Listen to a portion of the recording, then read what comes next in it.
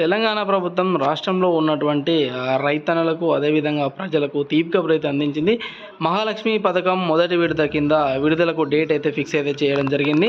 ఆ డేటున ఎవరెవరికి ఈ మహాలక్ష్మి పథకంలో భాగంగా 25,000 రూపాయలు అయితే మహిళలకు జమ చేస్తారో వారికి సంబంధించిన అర్హతలు ఏంటి, ఆ అప్లై చేసుకోవడానికి కలిసిన పత్రాలు ఏంటి అనేది వీడియోలో అయితే తెలుసుకుందాం. అంతకన్నా ముందు మీరు మన ఛానల్ని సబ్స్క్రైబ్ చేయాలైతే సబ్స్క్రైబ్ చేసి పక్కన బెల్ ఐకాన్ యాక్టివేట్ చేయండి.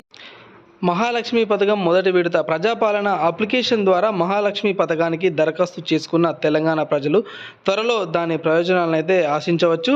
తాజాగా రేవంత్ రెడ్డితో ముఖాముఖిలో మొత్తంగా 6 హామీలు అమలు ప్రక్రియను వేగవంతమైతే చేశారు. లబ్ధిదారులందరూ మహాలక్ష్మి పథకం మొదటి విడత మొత్తం లోక్సభ ఎన్నికలకు త్వరలో ఈ 25,000 అయితే జమ చేయనున్నారు. అదేవిధంగా మహాలక్ష్మి పథకం దరఖాస్తు ప్రాసెసింగ్ ఏ విధంగా జరుగుతుందంటే, మనకు తెలిసినట్లుగా ప్రజాపాలన వివిధ పథకాల కోసం అభ్యర్థుల నుండి చాలా దరఖాస్తులను అయితే స్వీకరించింది.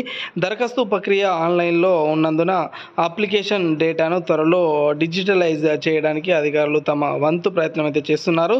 ప్రజాపాలన దరఖాస్తుకు సంబంధించిన డేటా ఎంట్రీ పురోగతికి సంబంధించిన వివరాలను రేవంత్ రెడ్డి సేకరించారు మరియు వీలైనంత త్వరగా పూర్తి చేయాలని ఆయన మండలాల మరియు కార్యాలయాలను ఆదేశించడం అయితే జరిగింది. ఎందుకంటే లోక్సభ ఎన్నికల ముందే అన్ని పథకాలు అమలు చేయాలని ఆయన లక్ష్యంగా పెట్టుకున్నట్టయితే తెలుస్తుంది. ఈ మహాలక్ష్మి పథకం కింద తెలంగాణ మహిళలకు 3 ప్రయోజనాలను అయితే ప్రకటించారు. తెలంగాణ అంతటా టీఎస్ఆర్టీసీ బస్సు ప్రయాణం ఇది ఇప్పటివరకు అయితే అమలు చేయబడుతుంది మరియు ప్రతి మహిళ దీన్ని అయితే ఉపయోగించుకుంటున్నారు.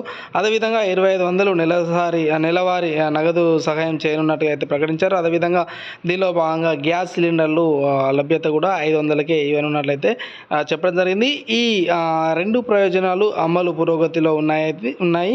దీనికోసం లోక్సభ ఎన్నికల లోపు వాటిని పూర్తి చేయాల్సిన అవసరం అయితే రేవంత్ రెడ్డి గారికి అయితే ఉంది. మహాలక్ష్మి పథకం దరఖాస్తు చేసుకున్న వారికి ఈ పథకం అయితే పూర్తి స్థాయిలో అమలు చేయనున్నారు.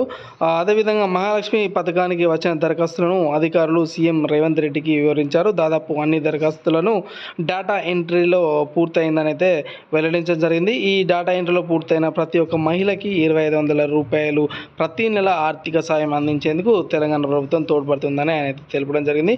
సో ఈరోజు వచ్చిన అప్డేట్ ఇదండి. మరిన్ని అప్డేట్స్ కోసం మన ఛానల్ని సబ్స్క్రైబ్ చేయడం మాత్రం మర్చిపోకండి. అదేవిధంగా వీడియో మీకు నచ్చితే కన్ఫామ్గా ఒక లైక్ అయితే చేయండి.